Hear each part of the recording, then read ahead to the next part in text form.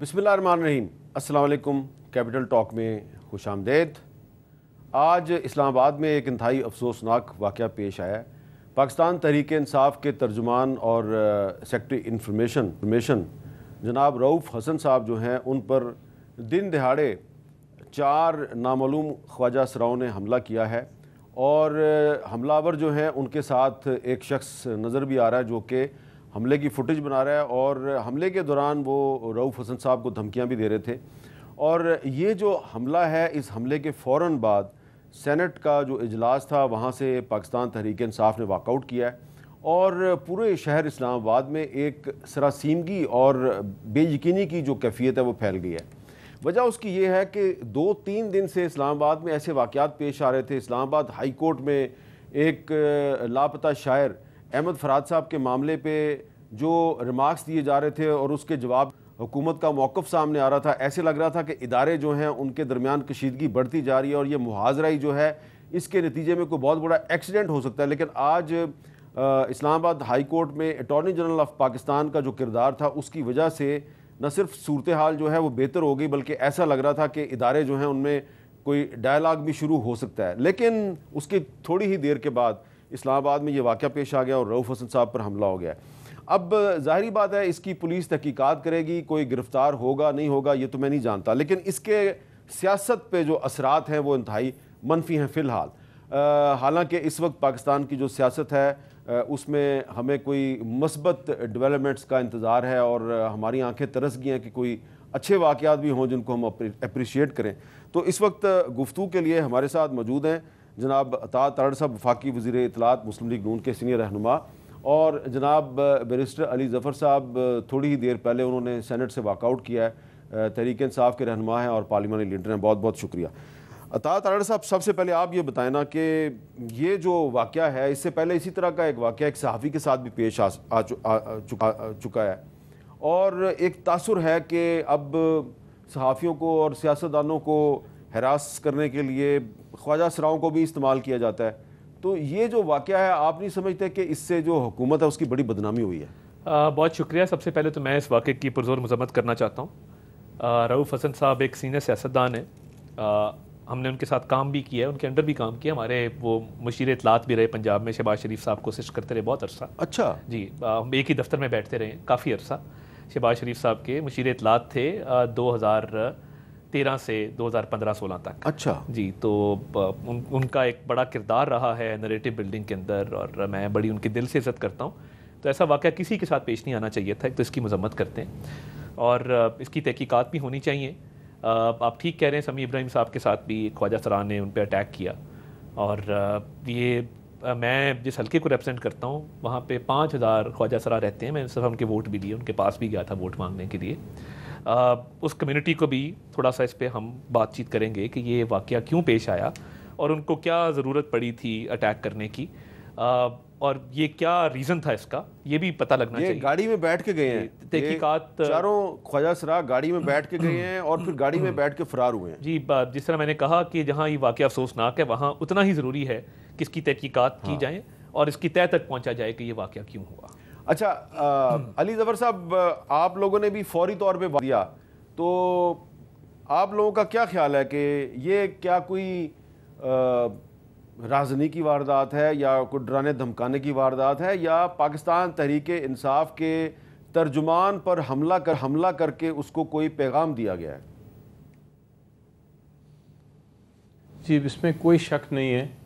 रऊफ़ हसन साहब को आप भी जानते हैं, वो ना सिर्फ सेक्रेटरी इंफॉर्मेशन है पीटीआई के, बल्कि बड़े नफीस इंसान हैं, जमहूरियत पसंद हैं, प्रोफेसर हैं, राइटिंग आर्टिकल लिखते हैं, गुफ्तगू करते हैं, बातचीत करके अपना पॉइंट ऑफ व्यू देते हैं।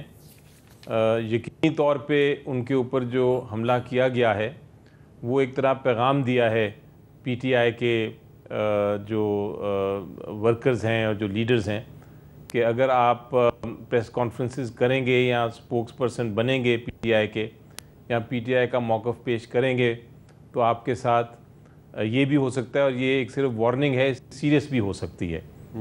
इसीलिए हमने आज जिस वक्त हमें पता चला सेनेट में, इमीडिएटली हमने वॉकआउट भी किया और हमने انٹیریئر منسٹر کو کہا کہ وہ پیش ہوں اور اس جو کارروائی ہے وہ امیجیٹلی کریں اور پکڑیں جو ملزم ہیں جنہوں نے اٹیک کیا، کیونکہ سی سی ٹی وی پہ بھی یہ آ گیا ہے، نظر آ رہا ہے کہ کون کنہوں نے اٹیک کیا ہے اور کون ویڈیو بنا رہا ہے۔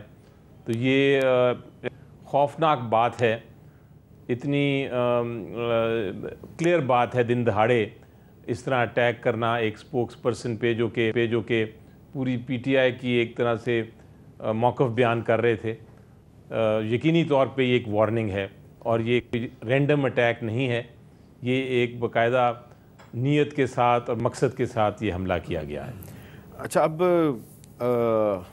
عطاء اللہ تارڑ صاحب، آج اسلام آباد ہائی کورٹ میں جو اٹارنی جنرل صاحب کا جو رول تھا، اس سے تو ایسا لگ رہا تھا کہ اداروں کے درمیان جو گرما گرمی ہے یہ کم ہو رہی ہے، لیکن اچانک اس کی تھوڑی ہی دیر کے بعد یہ واقعہ ہو گیا ہے۔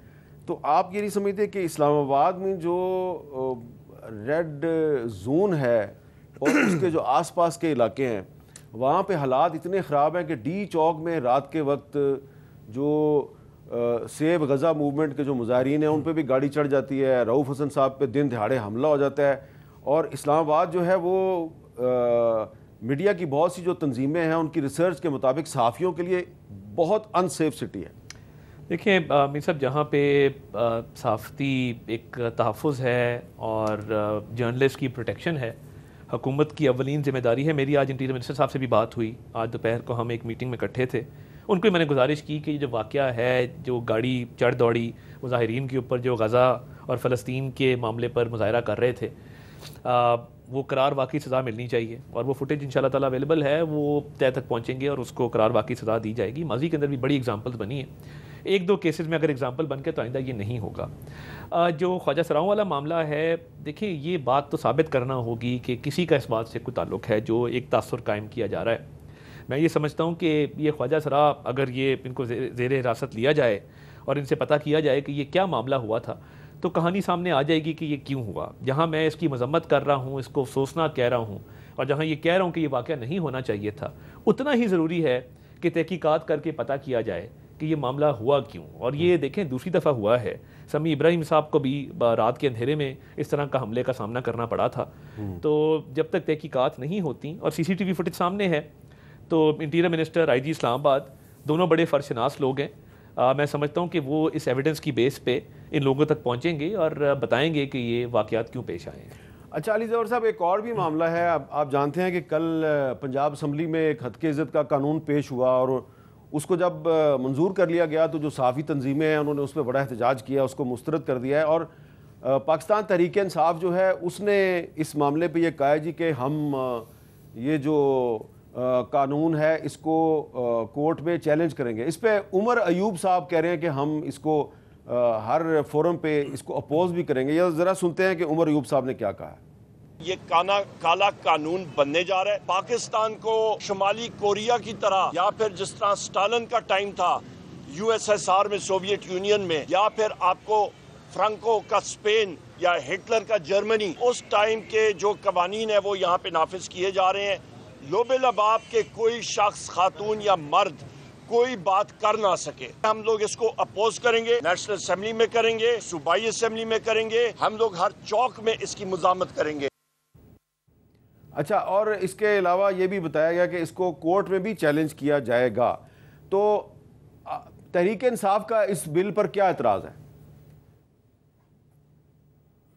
جی دیکھیں حامد میر صاحب، میں نے اس بل کو دیکھا ہے، اور یقینی طور پہ جو صحافی بھی کہہ رہے ہیں اور جو عمر ایوب صاحب نے بھی کہا، اور پی ٹی آئی کا بھی جو موقف ہے کہ یہ کالا قانون ہے، آئین کے خلاف ہے، یہ فریڈم آف ایکسپریشن، جو فریڈم آف سپیچ ہے، آزادی رائے، اس کو ختم کرنے کے لیے بنایا گیا ہے۔ میرا خیال ہے ان کی یہ رائے درست ہے، اور بہت ساری وجوہات ہیں، لیکن میں آپ کو دو تین اس کے پوائنٹس بتاتا ہوں۔ مثلا سب سے پہلے تو یہ ہے کہ جو ڈیفیمیشن ہے اس کی جو ڈیفینیشن ہے وہ اتنی بڑھا دی گئی ہے کہ اب آپ کسی بھی اگر پولیٹیشین کے خلاف کوئی بھی بات کریں گے، یا کسی بھی جو خاص لوگ ہیں اس میں بتائے گئے ان کے خلاف بات کریں گے، تو وہ پھر آپ کو ایک طرح سے سزا بھی مل سکتی ہے اور آپ پہ جرمانہ بھی ہوگا۔ دوسری بات یہ کہ جو فیصلہ کرنے والے ہیں، جنہوں نے فیصلہ کرنا ہے جج صاحبان نے، اگر کسی کے خلاف مقدمہ چلتا ہے، وہ بھی گورنمنٹ کے، حکومت کے اپوائنٹڈ لوگ ہوں گے، اور وہ اسپیشل ٹریبیونل ہوں گے، یعنی کہ ایک عام شہری جو ہے اس کے خلاف اگر آپ کوئی بات کریں گے تو وہ تو کہیں بھی جا سکتی ہے، کسی بھی عام عدالت میں جا سکتی ہے، لیکن جو خاص لوگ ہیں، مثلا جن جو عہدے رکھتے ہیں، چیف منسٹر ہو گیا، پرائم منسٹر ہو گیا، ان کے خلاف اگر آپ کوئی بات کریں گے تو آپ کو ایک خاص عدالت میں جانی پڑے گی، ایسے عدالت میں جو کہ ان کا جج اپوائنٹ ہے حکومت کا، تو ان کے سامنے انصاف تو نہیں نظر آتا مجھے۔ وہ ایک طرح سے یہی ہوگا کہ جب بھی کسی کی بات نہ پسند آئی تو کیس کر دیا اور ان جج صاحب کے سامنے لگا دیا جنہوں نے اپنا فیصلہ حکومت کے مطابق کرنا ہے۔ اسی طرح اس میں ایک اور بہت بڑا فلا ہے، اور وہ یہ ہے کہ برڈن آف پروف جس کو آپ کہتے ہیں، ثبوت کس نے دینا ہے، اس قانون میں ثبوت سارا کا سارا جو برڈن ہے، اس کا جو وزن ہے، وہ سارا کا سارا اس شخص پہ ہے جو کہ ڈیفینڈنٹ ہے، یعنی جس کے خلاف کیس کیا ہو۔ وہ ایک پورے دنیا میں جو قانون ہے اس کے خلاف ہے۔ قانون یہ کہتا ہے کہ جس نے کیس کیا وہ ثابت کرے اپنا کیس، یہاں الٹا ہے۔ اگر ایک پرائم منسٹر یا چیف منسٹر یا پولیٹیشین کیس فائل کرتا ہے تو پھر جس کے خلاف کیس فائل ہوا ہے اس نے ثابت کرنا ہے کہ جناب یہ کیس غلط ہے۔ یہ بھی ایک قانونی طور پہ بالکل ناجائز اور غیر آئینی اور غیر قانونی بات ہے۔ تو اس قسم کے بہت ساری شکیں ہیں اس قانون میں۔ جس نے بھی یہ قانون بنایا ہے وہ یقینی طور پہ چاہتا ہے کہ میرے پاس ایک ایسا ہتھیار آ جائے کہ میڈیا میں کوئی بھی ان خاص شخصیات کے بارے میں بات نہ کر سکے۔ حالانکہ دنیا یہ کہتی ہے کہ اگر آپ پبلک فگر ہیں تو ٹھیک ہے، آپ کے خلاف بات ہو سکتی ہے اور بہت ساری باتیں ہو سکتی ہیں، ہاں جھوٹ نہیں بولا جا سکتا، آپ کے خلاف ایسا الزام نہیں لگایا جا سکتا جو کہ غلط ہو، بے بنیاد ہو، لیکن ویسے اگر آپ گفتگو کریں گے کسی کے بارے میں تو اس پہ دنیا کہتی ہے کہ ڈیفیمیشن نہیں ہوتی۔ لیکن اس قانون کے تحت اس کے اوپر بھی ہرجانہ ہو جائے گا، یعنی کہ آپ کسی سیاستدان کے بارے میں، کسی آرمڈ فورسز کے، کسی جج صاحب کے، کسی کے بارے میں کوئی بات کر ہی نہیں سکتے۔ یہ اس قانون کا جو ہے ایک سمری میں نے آپ کو پیش اچھا تو اور اعتراضات میں نے آپ کو کچھ بتایا۔ اچھا طارڑ صاحب، یہ آپ کو یاد ہوگا کہ ایسا ہی ایک قانون جو ہے جب وہ عمران خان صاحب حکومت میں تھے تو وہ لانے کی کوشش ہوئی تھی، تو اس کی اس وقت تو میڈیا نے بڑی مخالفت کی تھی۔ اب یہ اس سے ملتا جلتا ہی لگتا ہے کہ قانون ہے، تو پنجاب گورنمنٹ اس کو لے کے آ رہی ہے، فیڈرل گورنمنٹ سے انہوں نے کنسلٹ کیا، اور آپ نہیں سمجھتے کہ عدلیہ کے بعد اب میڈیا کے ساتھ بھی محاذرہ ہی شروع کر دیا آپ کی حکومت نے؟ دیکھیں میر صاحب، اگر آپ پہ بھی کوئی الزام لگائے، آپ کے پاس داد رسی کے لیے کیا فورم اویلیبل ہے؟ دیکھیں اس قانون کے اندر تمام لوگوں کو اسپیشل ٹرائیبیونلز میسر کیے گئے ہیں کہ آپ پہ کوئی الزام لگتا ہے اسپیشل ٹرائیبیونل میں جائیں، وہ اسپیشل ٹرائیبیونل 6 مہینے میں فیصلہ کرے گا۔ علی ظفر صاحب جو بات کر رہے ہیں، پروفیشن میں میرے سینئر ہیں، کہ جو کانسٹیٹیوشنل پوزیشن ہولڈرز ہیں جن کے پاس کوئی آئینی عہدہ ہے، ان کا کیس لاہور ہائی کورٹ کا جج سن سکے گا۔ یعنی اسپیشل ٹرائیبیونلز بنائے گئے ہیں تمام لوگوں کے لیے، مگر آئینی عہدوں پر جو لوگ فائز ہیں ان کے لیے ہائی کورٹ کے جج کا لیول رکھا گیا ہے، وہ زیادہ اسکروٹنی ہوگی وہاں پہ۔ تو میں یہ سمجھتا ہوں کہ جو الزام لگائے ثابت بھی اسی نے کرنا ہوتا ہے۔ یہ جتنے آپ کے میڈیا ہاؤسز ہیں، مجھے بتائیں کہ جب دعوے ہوتے ہیں ان کے خلاف یا یہ کسی کے خلاف کرتے ہیں تو یہ انگلینڈ کیوں جاتے ہیں؟ انگلینڈ اس لیے جاتے ہیں کہ وہاں پہ ہتک عزت کے دعووں کا فیصلہ بر وقت ہوتا ہے، انصاف کے مطابق ہوتا ہے۔ یہاں پہ ایک بندہ ہتک عزت کا دعویٰ کرتا ہے، اس کے پوتے کے زمانے میں جا کے اس کا فیصلہ آتا ہے۔ شہباز شریف صاحب نے ایک دعویٰ کیا ہتک عزت کا عمران خان صاحب کے خلاف، جب انہوں نے وہ یا بیٹ کمپنی کا الزام لگایا اور کہا کہ جی آپ نے اتنے پیسے جو ہیں وہ چینی کمپنیوں سے لیے تھے، یہ تو ان کا وطیرہ ہے پاکستان کے دوستوں پہ الزام لگانا۔ اب وہ ہتک عزت کا دعویٰ پڑا ہوا ہے اور عمران خان صاحب تاریخ پہ تاریخ لیے جا رہے ہیں، کبھی ان کا وکیل نہیں آتا، کبھی کہتے ہیں آخری موقع دو۔ تو بات یہ ہے کہ جب آپ تاخیری حربے استعمال کریں گے اور ہتک عزت کا جو موجودہ قانون ہے وہ ناکافی ہوگا انصاف فراہم کرنے میں، تو پھر کوئی نہ کوئی سسٹم تو آنا ہوگا، کبھی نہ کبھی تو آنا ہوگا۔ اس کا مطلب ہے کہ پھر آپ یہی قانون فیڈرل لیول پہ بھی منظور کروائیں گے؟ دیکھیے فیڈرل لیول پہ ہتک عزت جو ہے وہ لایا جا سکتا ہے اسلام آباد کی کیپٹل ٹیریٹری کے حوالے سے، کیونکہ 18th امینڈمنٹ کے بعد حتیٰ کہ عزت کا قانون جو ہے پنجاب والے کا لاگو صرف پنجاب کی حدود میں ہوگا. ہم اگر ایک چیز جو کنسیڈر کر رہے ہیں, آپ پیکا قانون میں بھی ترمیم ڈیجیٹل رائٹس پروٹیکشن اتھارٹی کی بات کر رہے ہیں, اس پہ بھی اسٹیک ہولڈرز کے ساتھ مشاورت ہو رہی ہے. اور وہ کیا قانون ہے؟ وہ یہ قانون ہے کہ دیکھیے جب آپ کا CRPC بنا, PPC بنا, تب گورے نے بنایا کہ مرڈر, ڈیکوئٹی, اغوا برائے تاوان یہ چیزیں چل رہی تھیں. اب مجھے یہ بتائیے کہ ڈیجیٹل سپیس میں کوئی پورنوگرافی لگاتا ہے ٹیمپر کر کے, کوئی چائلڈ پورنوگرافی لگاتا ہے, کوئی کسی کو کہتا ہے کہ جی یہ گستاخ ہے اس کو قتل کر دو, اب اس کی داد رسی کون کرے گا؟ دیکھیے FIA جہاں پہ اپنا کام کر رہی ہے وہ وائٹ کالر کرائم کو انویسٹیگیٹ کرتی ہے, ان کی ایکسپرٹیز سائبر کرائم کی نہیں ہے.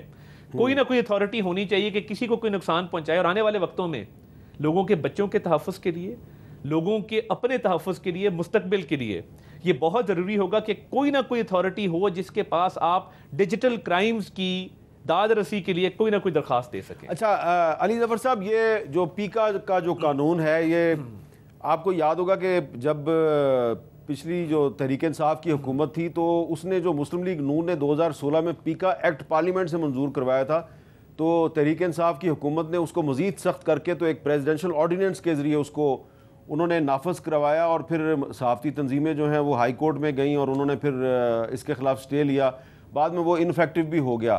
تو اب کیا یہ جو پنجاب گورنمنٹ کا جو قانون ہے, اگر اس کے خلاف کوئی عدالت میں جاتا ہے تو کیا عدالت کے پاس یہ اختیار ہے کہ وہ پورے کا پورا قانون انڈو کرے گی یا اس کی صرف کچھ آرٹیکلز کو انڈو کرے گی؟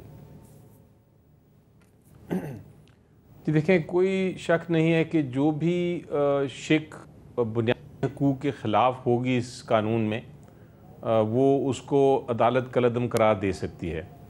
میرے دوست طاہر صاحب بڑا ایک پوائنٹ بنا رہے ہیں, وہ پوائنٹ درست ہے ایک حد تک کہ اگر آپ کسی کے خلاف غلط الزام لگائیں گے تو آپ کے خلاف کارروائی ہونی چاہیے. اس کے لیے, اس چیز کے لیے بہت سارے قوانین موجود ہیں اور بڑی ڈیبیٹ کے بعد باقاعدہ اس پہ بڑی بحث ہوئی ہے. اگر آپ نیشنل اسمبلی اور پروونشل اسمبلیز کے جو ڈیبیٹس یا سپیچز دیکھیں تو اس پہ بڑی کمیٹی میں بھی اور اس کے باہر اسمبلیوں میں بھی ڈیبیٹ ہوئی ہے اور اس کے بعد وہ قانون سازی کی گئی ہے. تو وہ قانون موجود ہیں. میں تو بلکہ یہ سجیسٹ کر رہا تھا کہ ان قوانین میں کچھ ترمیم مزید کرنے کی ضرورت ہے کیونکہ وہ بھی بہت ہارش ہیں, وہ بھی بہت سخت ہیں. پوری دنیا اب کسی اور طرف چلے گئی ہے, وہاں ایک جورسپروڈنس مختلف طریقے سے ڈیولپ ہو رہی ہے. لیکن یہاں جو ہے اس قانون کے ذریعے ڈیفینیشن جو ہے کہ کیا چیز ڈیفیمیشن ہو سکتی ہے اس کی تشریح بہت اتنی وائڈ کر دی گئی ہے, اتنی وسیع کر دی گئی ہے کہ اب آپ بے شک یعنی کوئی جیسا ہم ڈیبیٹ کرتے ہیں مختلف پروگرامز پہ, جینوئن ڈیبیٹ کرتے ہیں, ہم اپنا موقف پیش کرتے ہیں, اب وہ موقف بھی جو ہے وہ بھی ایک طرح سے ڈیفیمیشن ہو سکتا ہے اور آپ کو موقف پیش کرنے سے بھی کی وجہ سے بھی آپ کے خلاف کیس کیا جا سکتا ہے. یہ قانون جو ہے یہ اتنا خطرناک ہے, اتنا ڈینجرس ہے کہ اس کو عدالت یقینی طور پہ اس حد تک ختم کرے گی کیونکہ ڈیفیمیشن کرتے ہیں جیسا میں نے کہا بالکل اس ڈیفیمیشن نہیں ہونی چاہیے. اس کے خلاف جو ڈیفیم کرتا ہے کسی کو, جو کسی کی عزت اچھالتا ہے, جو کسی کے خلاف غلط الزام لگاتا ہے, جھوٹے الزام لگاتا ہے, بے بنیاد الزام لگاتا ہے, اس کے خلاف کارروائی ہو قانون کے مطابق, فیئر ٹرائل کے مطابق. لیکن یہ نہیں ہو سکتا کہ اس کی آڑ میں آپ جینوئن ڈیبیٹ جو جس طرح ہم باتیں کر رہے ہیں اس کو بھی آپ کنٹرول کرنے کی کوشش کریں. یہ اسی لیے کہا جاتا ہے, اسی لیے عمر صاحب نے بھی یہ کہا ہے کہ یہ آپ فاشسٹ رجیمز میں جو ہوتا تھا, جو ہم پڑھتے تھے کہ اس طرح ہوتا ہے, ہمارے زمانے میں میرا خیال ہے ضیاء الحق صاحب کے زمانے میں بھی یہ ہوا تھا جب بالکل کنٹرول کر لیا گیا تھا کہ آپ کیا کہہ سکتے ہیں کیا نہیں کہہ سکتے. یہ اس کی ایک طرح سے اس کا ایک ہتھیار تیار کیا گیا ہے. اس قانون کو میں کالا قانون ہی کہوں گا. اچھا, میں بریک لینی ہے لیکن بریک پہ جانے سے پہلے میں ویسے ہی تھوڑی سی اپنے جو ناظرین ہیں ان کی میموری کو ریفریش کرتا ہوں. جب اسی قسم کے قوانین تحریک انصاف کے دور حکومت میں آتے تھے تو اس وقت مسلم لیگ نون اور پیپلز پارٹی دونوں جو ہیں وہ ہمارے ساتھ کھڑے ہوتے تھے اور آزادی صحافت کے لیے ہونے والے جو مظاہرے ہیں ان میں شرکت بھی کرتے تھے. اور اس وقت جو چیف منسٹر پنجاب ہیں مریم نواز صاحبہ, ایسے ہی ایک موقع پہ جب ایک قانون لے کے آئی تحریک انصاف کی حکومت تو انہوں نے کیا کہا تھا ذرا سنیں. جہاں پر لیجسلیشن صحافیوں کو سبق سکھانے کے لیے کی جاتی ہو تو وہاں سے میں کس لیجسلیشن کی توقع رکھوں؟ اس نالائق، نااہل اور ظالم حکومت نے اپنے جرائم کو چھپانے کے لیے، اپنی نااہلی کو چھپانے کے لیے، اپنی نالائقی کو چھپانے کے لیے اس کو صحافت کو جس زنجیر میں باندھنے کی کوشش کی ہے، اس زنجیر کا کیا نام ہے؟ Media development authority. آپ یہ بات یاد رکھیں کہ جب آپ میڈیا کا گلا گھونٹتے تو آپ پاکستان کا گلا گھونٹتے ہیں. ایک بریک کے بعد دوبارہ ملتے ہیں.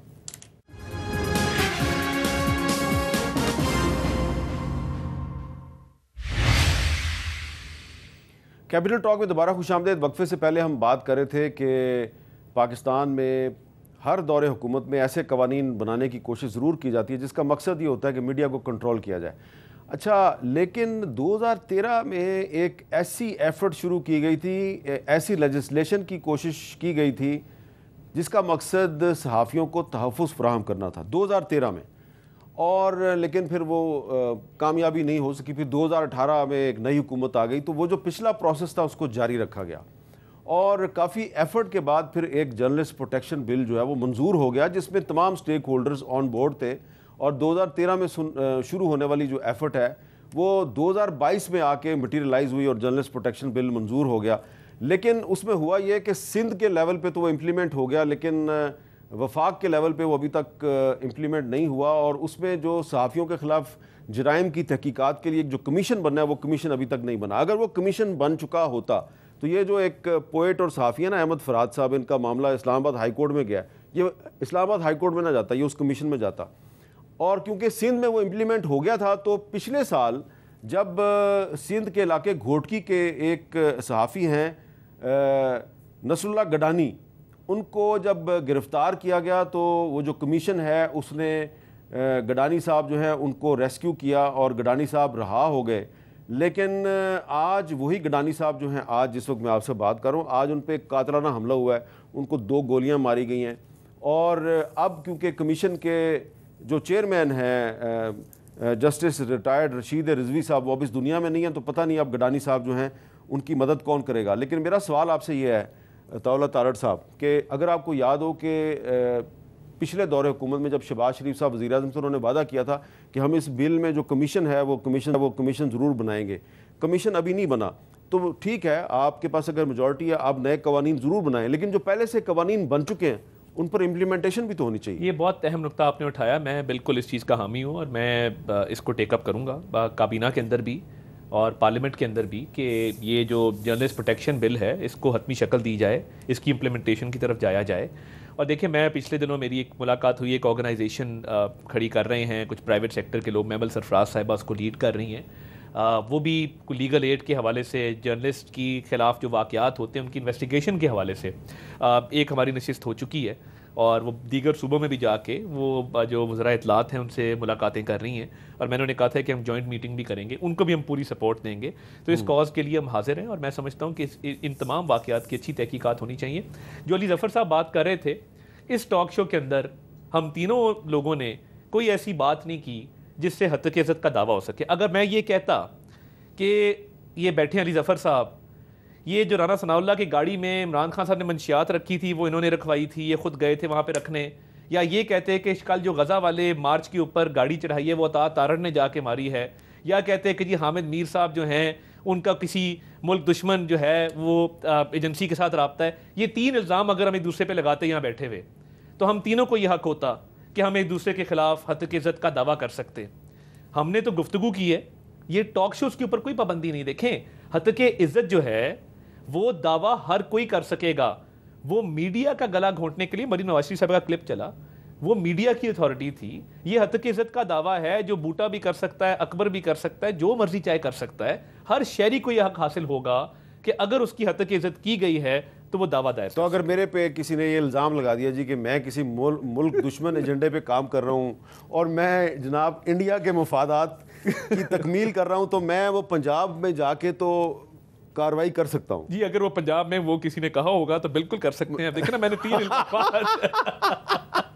آپ سمجھ گئے. میرا سوال آپ سے یہ ہے علی ظفر صاحب کہ ایک بڑا سیریس سوال ہے. دیکھیں، آج اسلام آباد ہائی کورٹ میں 2-3 کیسز تھے مسنگ پرسنز کے. ایک بلوچ طلبہ کا کیس تھا, پھر ایک احمد فراد صاحب کا کیس تھا. آج ایسا لگ رہا تھا کہ اٹارنی جنرل صاحب جو ہیں وہ کشیدگی کم کرنے کی کوشش کر رہے ہیں. آج جسٹس محسن اختر کیانی صاحب نے سیکرٹری ڈیفینس کو بلایا تھا, وہ ادھر پیش نہیں ہوئے, تو لیکن اس کے باوجود انہوں نے کوئی آج سخت ریمارکس نہیں دیے. لیکن دوسری طرف ہم دیکھ رہے ہیں کہ سندھ ہائی کورٹ میں بھی ایک لاپتہ افراد کا جو معاملہ ہے, 8 سال سے ایک بچہ غائب ہے, تو اس معاملے میں جو سندھ ہائی کورٹ کے ایک جج صاحب ہیں انہوں نے بھی آج سیکرٹری ڈیفینس کو طلب کر لیا ہے.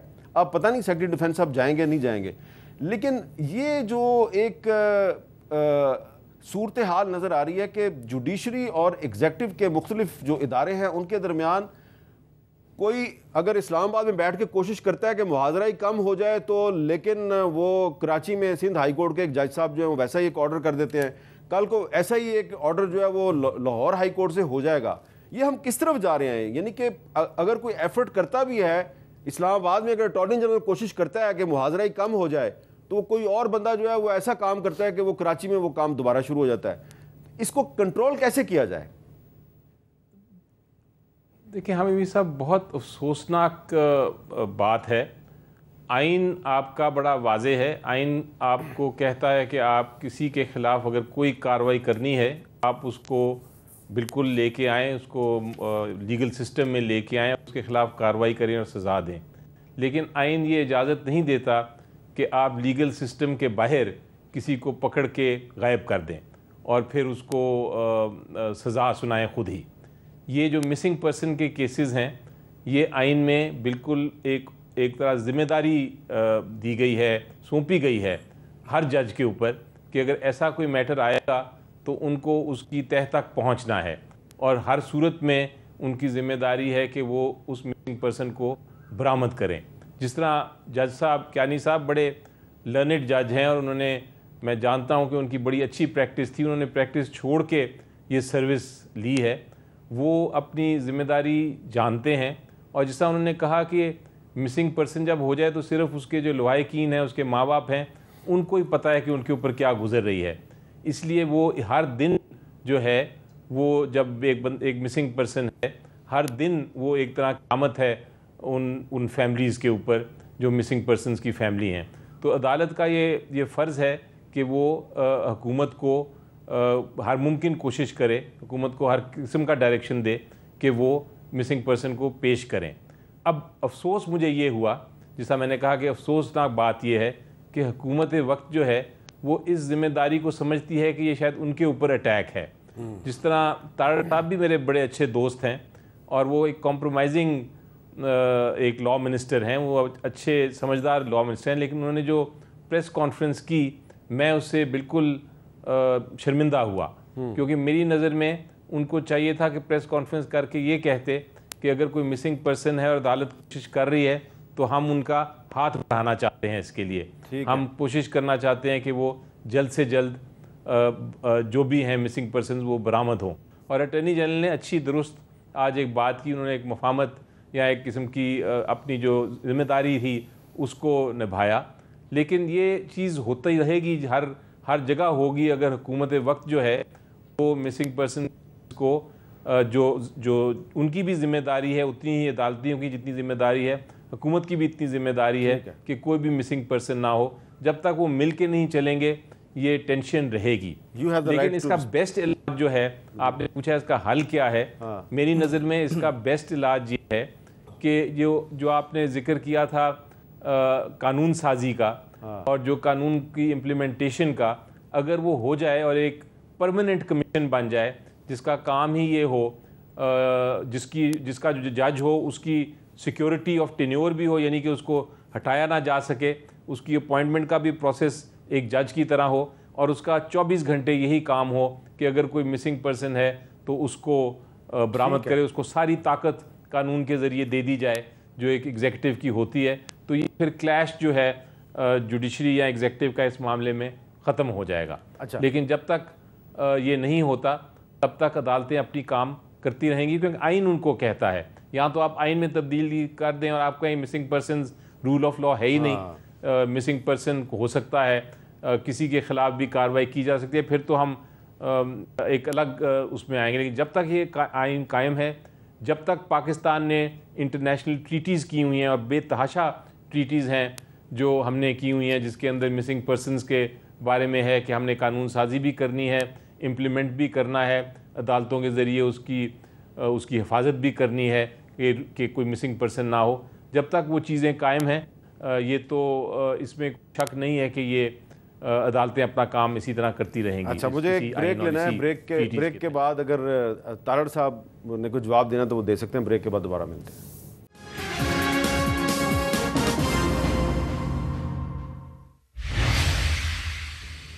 کیپٹل ٹاک میں دوبارہ خوش آمدید. جی عطاءاللہ تارڑ صاحب, اداروں کے درمیان مفاہمانہ رویہ اگر فروغ دیا جائے تو وہ زیادہ بہتر نہیں ہے؟ میں سمجھتا ہوں بہت بہتر ہے. اور میں آپ کو بتاؤں, دیکھیں تمام جو سٹیک ہولڈرز ہیں وہ مسنگ پرسنز کا مسئلہ حل کرنا چاہتے ہیں. اٹارنی جنرل نے بھی یہی اسٹیٹمنٹ آج عدالت میں دی جس پہ وائٹ فلیگ کی بھی بات ہوئی. اور دیکھیں انسٹیٹیوشنز کے درمیان ڈائلاگ چلنا چاہیے, وہ اس ملک کی سالمیت کے لیے, استحکام کے لیے بہت ضروری ہے. اور دیکھیں مسنگ پرسنز کا جب معاملہ, جب میں کہتا ہوں کہ ول موجود ہے تمام سٹیک ہولڈرز میں اس کو حل کرنے کی, تو میں تمام سٹیک ہولڈرز کی بات کرتا ہوں. اور دیکھیے جب کمیشن بنا تھا, پہلا کمیشن, تو اس میں 10,000 لوگوں میں سے 8,000 لوگ جو ہیں وہ ریکور ہوئے اور اس کا بڑا اچھا سکسیس ریٹ تھا. پھر پچھلے پی ڈی ایم کے دور میں رانا ثناء اللہ صاحب اور اعظم عزیز تارڑ صاحب کوئٹہ بھی گئے, وہاں بھی انہوں نے ملاقاتیں کی, خاصی پیش رفت ہوئی. اور میں سمجھتا ہوں کہ ابھی بھی پیش رفت ہوگی, مگر اس میں کچھ ایسے بھی ایلیمنٹس موجود ہیں. For example B L A ہے, اور میں کھل کے اس پہ بات کرتا ہوں. وہ آپ بالکل صحیح کہہ رہے ہیں, لیکن ہم جن مسنگ پرسنز کی بات کر رہے ہیں ان کا تعلق بلوچستان سے تو ہے ہی نہیں ہے. احمد فراد صاحب کا تعلق کشمیر سے ہے. دیکھیں احمد فراد والا جو معاملہ ہے, اور اس پہ بڑا کیٹیگورک بیان عدالت میں بھی دے چکی ہے حکومت کی, جی وہ جو کہہ رہے ہیں کہ جن کی کسٹڈی میں ان کی کسٹڈی میں نہیں ہے. اور میری یہ خواہش ہے, دیکھیں میں پولیٹیکل ایکٹیوسٹ رہا ہوں, مشرف دور پورا ہم نے لیفٹ کی سیاست کی, سڑکوں پہ رہے پورا 1 سال, اور بڑی مجھے یاد ہے بڑی اس وقت ہم نے اپنا کردار ادا کیا. تو میں یہ سمجھتا ہوں کہ ہمیں اس میں کردار ادا کرنا ہے. یہ جس طرح کے لوگ ہوتے ہیں, شاعر, ادیب, جو ان معاملات پہ لکھتے ہیں, ان کا تحفظ بھی جو ہے وہ بہت ضروری ہے. تو میری تو دعا ہے کہ جلدی ریکور ہوں اور مسنگ پرسنز کے معاملے کے اوپر تمام سٹیک ہولڈرز بیٹھ کے کوئی نہ کوئی اگلے رستے کا تعین کریں. دیکھیں نا, اب شہباز شریف صاحب جو ہیں وہ بطور وزیر اعظم ایک اور شاعر اور صحافی مدثر نارو کے کیس میں, ان کا تعلق لاہور سے تھا, ان کے کیس میں اسلام آباد ہائی کورٹ میں پیش ہوئے, کمٹمنٹ دی, وہ کمٹمنٹ پوری نہیں ہوئی. تو ہر مسنگ پرسنز کا تعلق جو ہے وہ بلوچستان سے نہیں ہے. درست بات ہے. ہاں, تو اس لیے اگر وزیر اعظم صاحب نے اسلام آباد ہائی کورٹ میں کوئی کمٹمنٹ دی تھی تو وہ پوری ہونی چاہیے. یہ صرف ان کی ذاتی کریڈیبلٹی کا مسئلہ نہیں, یہ اسٹیٹ آف پاکستان کی بھی کریڈیبلٹی کا مسئلہ ہے. اور اسی لیے آج جسٹس محسن اختر کیانی صاحب نے کہا ہے کہ جمعے تک احمد فراد کو پیش کر دیں, ورنہ یہ ریاست کی ناکامی ہوگی. یہ بڑی اہم بات انہوں نے کی ہے. بہت بہت شکریہ عطاءاللہ, تو شکریہ علی ظفر صاحب, اجازت دیجیے, اللہ حافظ.